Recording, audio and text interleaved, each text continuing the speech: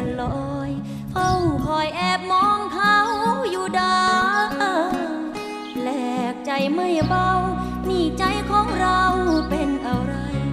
ร้อนรุ่มกลุ่มใจจะบอกกับใครเขาอย่างไรเล่าเมื่อได้เห็นหน้าแล้วลาจากลับ